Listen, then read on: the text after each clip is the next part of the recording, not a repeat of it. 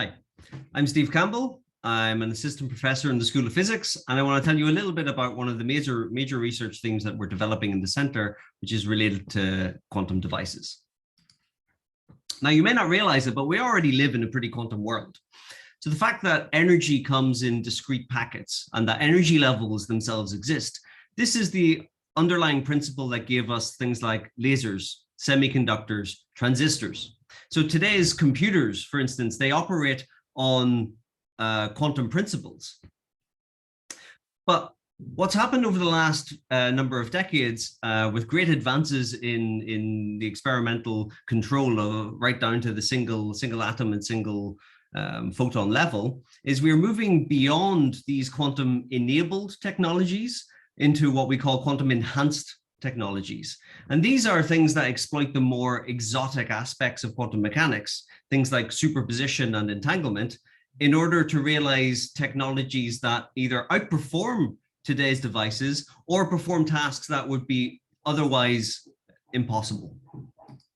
So you'll hear a little bit more from my colleagues about quantum computers and quantum crypto systems, but quantum devices kind of is a little bit more all-encompassing. So it also involves things like quantum components. So let's say quantum analogs of transistors, but also storage devices, things like quantum batteries. And then one area in which I think that quantum technologies are going to have a huge impact in the next couple of years is in this realm of quantum sensing. So thanks to Heisenberg's famous uncertainty principle, quantum mechanics actually sets the fundamental limits on how accurately we can measure any quantity. And what this means is that our best clocks, our best thermometers, they're all going to be based on quantum mechanical systems. So within the center, we have really a wonderfully diverse range of expertise to draw on. And what we're looking to do is to leverage that in order to make the most and to find a roadmap towards these quantum devices. So there's a few obvious questions that we need to address. So for instance, we want a device to do what it's supposed to do, and quantum mechanics and quantum systems are inherently fragile. So we need to develop schemes in order to coherently control them.